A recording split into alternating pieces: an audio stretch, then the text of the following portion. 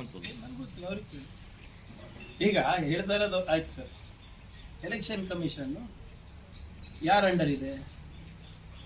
Constitutional body ಅಂತ ಹೇಳ್ತಾರೆ, ಹೌದಾ ಇಲ್ಲ? ಮೋದಿಯವರು ಆ ಕಾನ್ಸ್ಟಿಟ್ಯೂಷನಲ್ ಬಾಡಿಯನ್ನು ಡೈಲ್ಯೂಟ್ ಮಾಡಿ ಇನ್ನು ಇಬ್ಬರು ಮೆಂಬರ್ಸು ಮಿನಿಸ್ಟರ್ಸ್ನ ಏನೋ ಎಲೆಕ್ಷನ್ ಕಮಿಷನರ್ಸ್ನ ಆಯ್ಕೆ ಮಾಡುವ ನಿಟ್ಟಿನಲ್ಲಿ ಅಸಂವಿಧಾನಿಕವಾಗಿ ತಂದಿಟ್ರು, ಹೌದಾ ಇಲ್ಲ? ಎಲೆಕ್ಷನ್ ಕಮಿಷನ್ ಯಾರ ಕೈಗೊಂಬೆ ಆಗಿದೆ? ITED ಯಾರ ಕೈಗೊಂಬೆ ಆಗಿದೆ? CBI ಯಾರ ಕೈಗೊಂಬೆ ಆಗಿದೆ? ಪದೇ ಪದೇ ಇದು ಕಾನೂನು ಸುವ್ಯವಸ್ಥೆ ಹಾಳಾಗಿದೆ. ಫ್ರೀ ಆ್ಯಂಡ್ ಫೇರ್ ಎಲೆಕ್ಷನ್ ಆಗಬೇಕಂದ್ರೆ ಸಂಸದರು ಹೇಳಬೇಕು, ಎಲ್ಲ ನಿಮ್ಮ ಕೈನಲ್ಲೇ ಇದೆ, ಮೋದಿ ಕೈಲಿದೆ, ಅಮಿತ್ ಶಾ ಅವ್ರ ಕೈಲಿದೆ. ಅಂದರೆ ಅಮಿತ್ ಶಾ ಅವ್ರು ಏನಾದರೂ ನಿಮ್ಗೆ ಸೋಲ್ಸೋಕ್ಕೆ ಏನಾದರೂ ಪ್ಲ್ಯಾನ್ ಮಾಡಿದಾರಾ? ಅಥವಾ ಮೋದಿ ಅವ್ರು ನಿಮ್ಗೆ ನಿಮ್ಗೆ ಸೋಲ್ಸೋಕ್ಕೆ ಪ್ಲ್ಯಾನ್ ಮಾಡಿದಾರಾ? ನಮ್ಗೆ ಗೊತ್ತಿಲ್ಲ, ನೀವು ಹೇಳ್ಬೇಕು ತಾನೆ. ಪೊಲೀಸರು ಬಳಕೆ ಮಾಡ್ಕೊತಾರೆ ಅಂತ.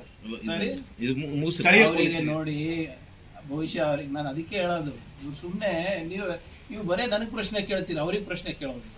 ಯಾರು ಲಾಂಗ್ ಸ್ಟ್ಯಾಂಡಿಂಗ್ ಆಫೀಸರ್ಸ್ ಇದೆ ಅವರು ಎಲೆಕ್ಷನ್ ಕಮಿಷನ್ ಅವ್ರು ಚೇಂಜ್ ಮಾಡಲ್ಲ. ಆಫೀಸರು ಸ್ಥಳೀಯದವ್ರು ಇರ್ತಾರೆ, ಅಂದರೆ ಲೋಕಲ್ ಇರ್ತಾರೆ.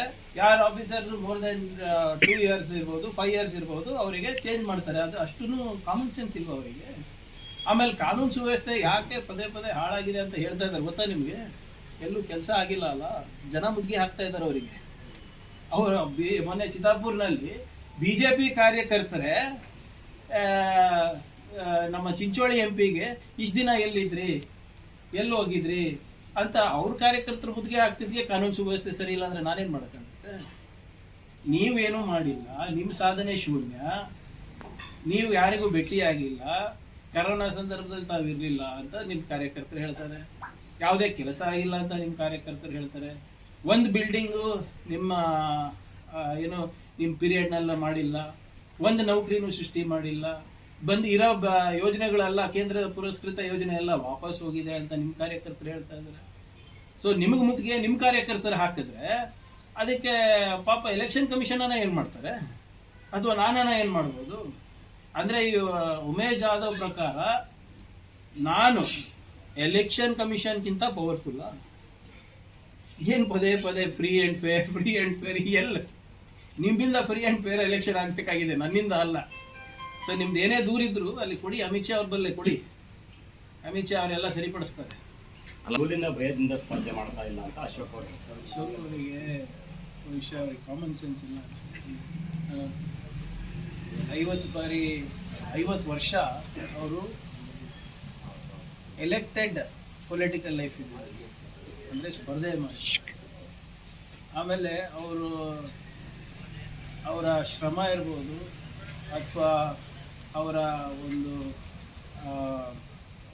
ಕೊಡುಗೆ ಇರ್ಬೋದು ಅಪಾರವಾಗಿದೆ. ಆಮೇಲೆ ಕಾಂಗ್ರೆಸ್ ಪಾರ್ಟಿನಲ್ಲಿ ಅವ್ರು ಇಷ್ಟೆಲ್ಲ ದುಡಿದ ಮೇಲೆ I think he has the right to refuse also. ಆಮೇಲೆ ಅವ್ರ ಮೇಲೆ ಭಾಳ ದೊಡ್ಡ ಜವಾಬ್ದಾರಿ ಇದೆ, ಬರೇ ಕಲಬುರಗಿ ಜವಾಬ್ದಾರಿ ಇಲ್ಲ ಅವ್ರ ಮೇಲೆ, ಕರ್ನಾಟಕದ ಜವಾಬ್ದಾರಿ ಅಲ್ಲ, ಇಡೀ ದೇಶದ ಜವಾಬ್ದಾರಿ ಇದೆ, ಮತ್ತು ಕಾಂಗ್ರೆಸ್ ಪಕ್ಷದ ಜವಾಬ್ದಾರಿ ಇದೆ, ಇಂಡಿಯಾ ಮೈತ್ರಿಕೂಟದ ಜವಾಬ್ದಾರಿ ಇದೆ. ಅವರು ಎಲ್ಲ ಕಡೆ ಹೋಗಬೇಕಾಗುತ್ತೆ. ಆಮೇಲೆ ಹೋದ ಬಾರಿ ಕೂಡ ಅವರು ಚುನಾವಣೆ ನಿಲ್ಲಬೇಕಂತ ಇರಲಿಲ್ಲ. ಹೋದ ಬಾರಿ ನಮ್ಮ ಶ್ರೀಮತಿ ಸೋನಿಯಾ ಗಾಂಧಿ ಅವರು ಮತ್ತು ಮನಮೋಹನ್ ಸಿಂಗ್ ಸಾಹೇಬರು ಒತ್ತಡ ಮಾಡಿದ್ದಕ್ಕೆ ನಿಂತಿದ್ರು. ಸೊ ಅದರಿಂದ BJP ಅವರಿಗೆ ಹೇಳಿ ಕೇಳಿ ನಿಲ್ಲುವ ಪರಿಸ್ಥಿತಿ ನಮಗೆ ಬಂದಿಲ್ಲ. ನಮಗೆ ಅಡ್ವೈಸ್ ಮಾಡೋದು ಬಿಟ್ಟು ಅಶೋಕ್ ಅವರು ಸ್ವಲ್ಪ ದಯವಿಟ್ಟು ನಿಮ್ಮ ಪಕ್ಷದಲ್ಲಿ ಏನು ನಡೀತಾ ಇದೆ ಅದ್ರ ಬಗ್ಗೆ ಗಮನ ಕೊಟ್ಟು ಅಲ್ಲಿ ನಿಮ್ಮ ಅಡ್ವೈಸರ್ ಅನ್ನು ಕೊಡಿ. ಈಶ್ವರಪ್ಪ ಅವರಿರ್ಬೋದು, ಸದಾನಂದ ಗೌಡರು ಇರ್ಬೋದು, ಅನಂತಕುಮಾರ್ ಹೆಗಡೆ ಇರ್ಬೋದು, ಇವರೆಲ್ಲರೂ ಏನು ಹೇಳ್ತಾ ಇದ್ದಾರೆ ಅಂದರೆ ನಿಮ್ಮ ಪಕ್ಷ ಒಂದು ಕುಟುಂಬದ ಹಿಡಿತದಲ್ಲಿದೆ, ಶುದ್ಧೀಕರಣ ಮಾಡಬೇಕಾಗಿದೆ, ಈ ಪಕ್ಷದಿಂದ ಹೊರಗೆ ಬಂದು ಮತ್ತೊಮ್ಮೆ BJP ಕಟ್ಟಬೇಕಾಗಿದೆ, ಆ ಪರಿಸ್ಥಿತಿ ಬಂದಿದೆ ಅಂತ ಹೇಳ್ತಾ ಇದ್ದಾರೆ. CT ರವಿ ಅವರು, ಬಸವರಾಜ್ ಪಾಟೀಲ್ ಯತ್ನಾಳ್ ಅವರು ಎಲ್ಲ ಏನು ಹೇಳ್ತಾ ಇದ್ದಾರೆ ಅಂದರೆ, ಮತ್ತು ನಿಮ್ಮ ಪ್ರತಾಪ್ ಸಿಂಹ ಅವರು, ಈ ಪಕ್ಷದಲ್ಲಿ ಯಾರು ಹಿಂದುತ್ವ ಪರವಾಗಿ ಹೋರಾಟ ಮಾಡ್ತಾರೆ ಅವರಿಗೆ ಕವಡೆ ಕಾಸು ಕೀಮತ್ತಿಲ್ಲ ಅಂತ ನಿಮ್ಮ ಪಕ್ಷದವ್ರು ಹೇಳ್ತಾ ಇದ್ದಾರೆ. Go back Sudhakar, go back Shobha, ಇವೆಲ್ಲನೂ ಕೂಡ ನಿಮ್ಮ ಪಕ್ಷದಲ್ಲಿ ನಡೀತಾ ಇರೋದು, ನಮ್ಮ ಪಕ್ಷದಲ್ಲಲ್ಲ. ನಿಮ್ಮ ಮೈತ್ರಿ ಪಾರ್ಟ್ನರ್ ಯಾರಿದ್ದಾರೆ JDS ಅವರು ನಾರಾಜಾಗಿ ಕುಂತಿದ್ದಾರೆ. ಅವರಿಗೆ ಹೆಚ್ಚು ಸೀಟ್ ಬೇಕಾಗಿತ್ತು. ಮೋದಿ ಅವ್ರು ಬಂದಾಗ ನಮಗೆ ಕರೆಯೋದಿಲ್ಲ, ಮಾಡೋದಿಲ್ಲ. ನಿಮ್ಮ ಸಂಸಾರದಲ್ಲಿ ಬಿರುಕುಟ್ಟಿದೆ, ಫಸ್ಟ್ ಅದನ್ನ ನೋಡ್ಕೊಳ್ಳಿ. ಇದನ್ನ ಹೇಗೆ ಪರಿಹರಿಸ್ತೀರಾ ಅದು ಫಸ್ಟು ನಿಮ್ಮ ಪಕ್ಷದವ್ರಿಗೆ ಹೇಳಿ. ನಮ್ಮ ಪಕ್ಷದ ವಿಚಾರದ ಬಗ್ಗೆ ಇರ್ಬೋದು, ಖರ್ಗೆ ಸಾಹೇಬ್ರ ವಿಚಾರದ ಬಗ್ಗೆ ಇರ್ಬೋದು, ಸಿದ್ದರಾಮಯ್ಯನವ್ರ ವಿಚಾರದ ಬಗ್ಗೆ ಇರ್ಬೋದು, DK ಶಿವಕುಮಾರ್ ಅವ್ರ ವಿಚಾರದ ಬಗ್ಗೆ ಇರ್ಬೋದು, ಇದ್ರ ಬಗ್ಗೆ ತಗೊಂಡು ನಿಮ್ಗೇನು ಮಾಡೋದಿದೆ? ಫಸ್ಟು ನಿಮ್ಮ ಸಂಸಾರವನ್ನು ಕಟ್ಟೋದು ಕಲೀರಿ.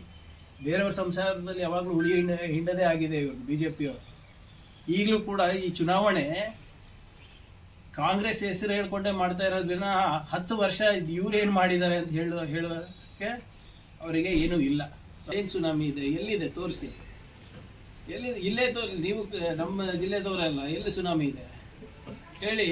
ಈಗ BJP ಸಂಸದರೇ ಹೇಳ್ತಾ ಇದ್ದಾರೆ ಫ್ರೀ ಆ್ಯಂಡ್ ಫೇರ್ ನಡಿಬೇಕು ಅಂದರೆ ಗಾಳಿ ಇಲ್ಲ. ಅಂದರೆ ಅವ್ರಿಗೆ ಭಯ ಇದೆ ಅಲ್ಲ, ಅವ್ರು ಆಗಲೇ ಬಿಟ್ಕೊಟ್ಬಿಟ್ಟಿದ್ದಾರೆ ನಾವು ಸೋಲ್ತಾ ಇದ್ದೀವಿ ಅಂತ. 110% ನಾನೇ ಗೆಲ್ತೀನಿ ಅಂತ ಹೇಳ್ತಾರೆ. 110 ನಾವು ಎಲ್ಲಿ ಎಲ್ಲ ನಾವು ಅದೇ ಪ್ರಕಾರ ಹೇಳ್ತೀವಿ. ಹರಕೆ ಕುರಿ ಯಾರಿಗ್ರಿ? ಕುಮಾರಸ್ವಾಮಿ ಅವರಿಗೆ ಅವು ಇಬ್ರು ಅವ್ರವ್ರ ಅಡ್ಜಸ್ಟ್ಮೆಂಟಲ್ಲಿ ಇಬ್ರು ಕುರುಗಳೇ ಆಗ್ಲತ್ತವ.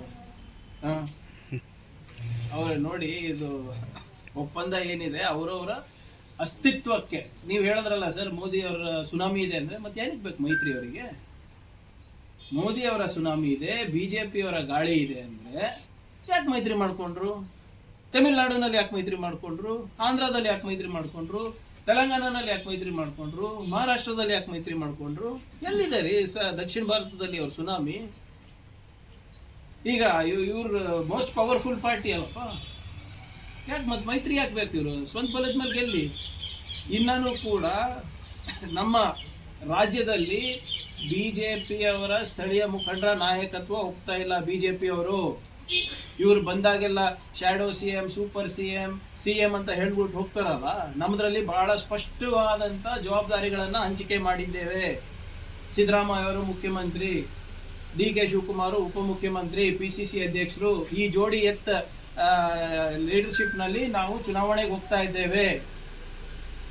ಮೋದಿ ಸುನಾಮಿ ಅಂತ ನೀವು ಹೇಳ್ತಿರಲ್ಲ, BJPನಲ್ಲಿ ವಿಜಯೇಂದ್ರ ಅವರ ನಾಯಕತ್ವ ಒಪ್ಪಿದಾರಾ BJP ಅವರು? ಇಲ್ಲ.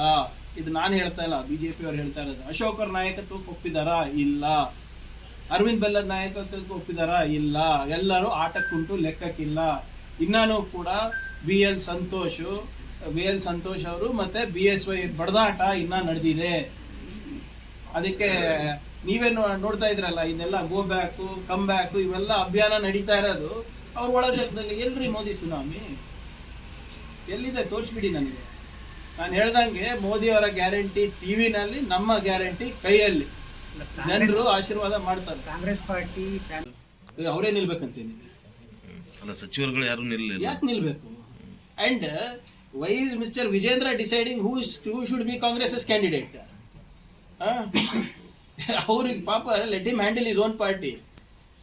ಈಗ ಸಚಿವರು ನಿಲ್ಬೇಕಂತ ಏನಿದೆ ಹೇಳಿ? ಏನಾದರೂ ಇದೆಯಾ? ಎಷ್ಟು ಜನ ಮೊದಲನೇದವರಿಗೆ ಅವಕಾಶ ಮಾಡಿಕೊಟ್ಟಿದ್ದೀವಿ, ಎಷ್ಟು ಜನ ಯುವಕರಿಗೆ ಅವಕಾಶ ಮಾಡಿಕೊಟ್ಟಿದ್ದೀವಿ, ಎಷ್ಟು ಜನ ಯುವತಿಯರಿಗೆ ಅವಕಾಶ ಮಾಡಿಕೊಟ್ಟಿದ್ದೀವಿ. BJPನಲ್ಲಿ ಇನ್ನೂ ಗೋ ಬ್ಯಾಕ್ ಅಭಿಯಾನ ನಡೆದಿದೆ. ವಿಜೇಂದ್ರ ಅವರೇ, ನಿಮಗೂ ಇವಾಗ ಗೋ ಬ್ಯಾಕ್ ಅಭಿಯಾನ ಸ್ಟಾರ್ಟ್ ಆಗುತ್ತೆ. ಅದು ಆಗೋದಕ್ಕಿಂತ ಮುಂಚೆ ಕಾಂಗ್ರೆಸ್ ಬಿಡಿ, BJP ನೋಡ್ಕೊಳ್ಳಿ ಫಸ್ಟ್. ನಿಮ್ಮ ನಾಯಕತ್ವದ ಮೇಲೆ ಪ್ರಶ್ನೆ ಎತ್ತಾ ಇದ್ದಾರೆ. ಬೇರೆದು ಬಿಡಿ ಸರ್, ನಿಮ್ಮ ಸ್ವಂತ ಜಿಲ್ಲೆನಲ್ಲೇ ಪೂಜ್ಯ ಅಪ್ಪಾಜಿಯವ್ರ ಜಿಲ್ಲೆನಲ್ಲೇ ಬಂಡಾಯದ ಬಿಸಿ ಮುಟ್ತಾ ಇದೆ. ಅದ್ರ ಬಗ್ಗೆ ನೀವು ಮಾತಾಡಕ್ಕೆ ತಯಾರಿಲ್ಲ. ಕಾಂಗ್ರೆಸ್ನಲ್ಲಿ ಏನಿದೆ, ಕಾಂಗ್ರೆಸ್ ಕ್ಯಾಂಡಿಡೇಟ್ಸ್ ಡಿಸೈಡ್ ಮಾಡಕ್ಕೆ ಅವ್ರು ಯಾರು? BJP ಅವರು. ನಾವು ಬೇಕಾದವರಿಗೆ ಅರ್ಹರಿಗೆ ಕೊಡ್ತೀವಿ. Who are there to decide our candidates. ಇಲ್ಲ, ಕ್ಯಾಂಡಿಡೇಟ್ ಸಿಗ್ಲಾರ ಸಲುವಾಗಿ ಸಚಿವರು ಮಕ್ಕಳಿಗೆ ಕೊಟ್ಟಿದ್ದಾರೆ. ಕ್ಯಾಂಡಿಡೇಟ್ಗಳು ಬರ್ತಾ ಇದೆ ಕಾಂಗ್ರೆಸ್. ಈ ಕ್ಯಾಂಡಿಡೇಟ್ಗಳು ಇದಾರಂತ ತಾನೇ ಕೊಟ್ಟಿರೋದು ಬೇರೆಯವರಿಗೆ, ಹೊಸ ಮುಖಗಳಿಗೆ. ನಾವು ಮುಂದಿನ 20 ವರ್ಷ ಪ್ಲಾನ್ ಮಾಡ್ತಾ ಇದ್ದೀವಿ ಸರ್. ಅವ್ರಿಗೆ ಪಾಪ ಇನ್ನ ನೆಕ್ಸ್ಟ್ 20 ದಿನ ಏನಾಗುತ್ತೆ ಅಂತ ಗೊತ್ತಾಗ್ತಾ ಇಲ್ಲ. ಈಗ ನೋಡ್ತಾ ಇದ್ರಲ್ಲ ಹೆಂಗೆ ಇದೀರಾ, ಕರೋನಾ ಕಳ್ಳ ಅಂತ ಹೇಳ್ತಾ ಇರೋದು ಯಾರು? ಕಾಂಗ್ರೆಸ್ನವರ?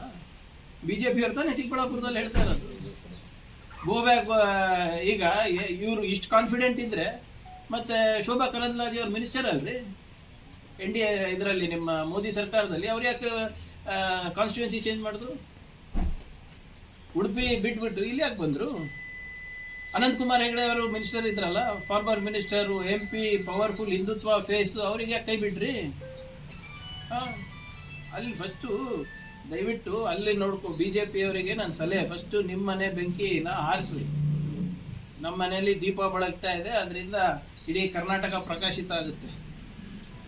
ಓಕೆ, ಇನ್ನು ಪರ್ಸನಲ್ ಅಟ್ಯಾಕ್ಸೇ ಮಾಡ್ತಾರೆ, ಇನ್ನೇನು ಮಾಡೋಕ್ಕೆ ಗೊತ್ತಿದೆ. BJP ಅವರಿಗೆ ವೈಯಕ್ತಿಕವಾಗಿ ಟೀಕೆ ಮಾಡೋದು ಬಿಟ್ಟರೆ ಬೇರೆದೇನಾದರೂ ಗೊತ್ತಿದೆಯಾ? ಅವ್ರ ಸಾಧನೆ ಇದೆಯಾ ಮೋದಿ ಅವ್ರದ್ದು? 10 ವರ್ಷದ ಆಯಿತು, 10 ವರ್ಷ ಆದರೂ ಕೂಡ ಇನ್ನೂ ಕೂಡ ಬರೀ ದೇವರ ಹೆಸರಲ್ಲೇ ಚುನಾವಣೆ ಮಾಡ್ತಾರೆ, ಧರ್ಮದ ಹೆಸರಲ್ಲೇ ಚುನಾವಣೆ ಮಾಡ್ತಾರೆ ಹೊರತು ಅವರು ಸಾಧನೆ ಮೇಲೆ ಚುನಾವಣೆ ಮಾಡಲ್ಲ. ಮತ್ತೆ ಲಾಸ್ಟ್ ಟೈಮ್ ಯಾಕಾಗಿಲ್ಲ? ಮಾಡಿಸಿದ್ದಿದ್ರೆ ಅವಾಗೆ ಮಾಡ್ಬೋದಾಗಿಲ್ಲ. ಲಾಸ್ಟ್ ಟೈಮ್ ಆದಂತ ಕೈ ಘಟನೆ ಈಗ ಆಗ್ಬಾರ್ದು ಅನ್ನೋಂಥದ್ದು ಹೇಳಿಕೆ ಅವ್ರು. ಎಲ್ಲಿ ಕೈ ಘಟನೆ ಬಗ್ಗೆ ಯಾಕೆ ಕಂಪ್ಲೇಂಟ್ ಮಾಡಿಲ್ಲ? ಎಲ್ಲಿದೆ? ಅವ್ರು ಹಾಕ್ಬೋದಾಗಿತ್ತಲ್ಲ, ಒಂದು ಎಲೆಕ್ಷನ್ ಪಿಟಿಷನ್ ಹಾಕ್ಬೋದಾಗಿತ್ತಲ್ಲ. ಆಯ್ತು, ಎಲೆಕ್ಷನ್ ಪಿಟಿಷನ್ ಹಾಕಿಲ್ಲ, ಈಗ ಯಾಕೆ ಬರೆದು ಕೊಟ್ಟಿಲ್ಲ? ಬರ್ಕೊಡಿ. ಸುಮ್ಮನೆ ಕ್ಯಾಮ್ರಾ ನೋಡಿದ ತಕ್ಷಣ ಬಾಯಿಗೆ ಬಂದಂಗೆ ಮಾತಾಡೋದಲ್ಲ. You are a member of parliament, talk responsibly and talk logically. ಸುಮ್ಮನೆ ಬಂದು ಅದು ಆಗಿದೆ, ಬೋಗಸ್ ವೋಟಿಂಗ್ ಆಗಿದೆ, ಇದು ಆಗಿದೆ ಕೊಡಿ. ನಿಮಗೆ ಅಷ್ಟೇ ಕಾಳಜಿ ಇದ್ರೆ ಚಿಂಚೋಳಿನಲ್ಲೇ ನಿಮ್ಮ ಹಳೆ ಕ್ಷೇತ್ರದಲ್ಲಿ ತೆಗೀರಿ, ನೋಡೋಣ ಎಷ್ಟು ಮಂದಿ ವೋಟಿಂಗ್ ಬಾಂಬೆನಲ್ಲಿದೆ, ಎಷ್ಟು ವೋಟಿಂಗ್ ಚಿಂಚೋಳಿನಲ್ಲಿದೆ, ಡಬಲ್ ವೋಟಿಂಗು ತೆಗ್ಸಿ. ನಿಮ್ಗೆ ಗೊತ್ತಲ್ಲ, ನೀವೆಲ್ಲ ಹೋಗಿ ಬಸ್ಗಳೆಲ್ಲ ಅರೇಂಜ್ ಮಾಡ್ಬಿಟ್ಟು ತರೋದು ವೋಟಿಂಗ್ಗೋಸ್ಕರ. ಬಾಂಬೆಯಿಂದ ಬಸ್ಗಳು ಬರಲ್ವಾ? ಅಲ್ಲಿ ಅವರು ಡಬಲ್ ಬೆನಿಫಿಟ್ ತಗೋತಾ ಇಲ್ವಾ? ತೆಗ್ದು ನೋಡಿ ಯಾರ್ಯಾರ್ದು ವೋಟರ್ ಲಿಸ್ಟ್ ಎಲ್ಲೆಲ್ಲಿದೆ ಅಂತ. ಅವರಿಗೆ ಭಾಳ ಚೆನ್ನಾಗಿ ಗೊತ್ತಿದೆ, ಬೋಗಸ್ ವೋಟಿಂಗ್ ಹೇಗೆ ಮಾಡಿಸೋದು, ಎಲ್ಲಿಂದ ಮೊಬಿಲೈಸ್ ಮಾಡಿಸೋದು, ಹೇಗೆ ಮಾಡಿಸೋದು ಎಲ್ಲ ಚೆನ್ನಾಗಿ ಗೊತ್ತಿದೆ. ಸುಮ್ಮನೆ ನಮ್ಮ ಮೇಲೆ ಗೂಬೆ ಕೂಡ್ಸೋ ಕೆಲಸ ಇವೆಲ್ಲ.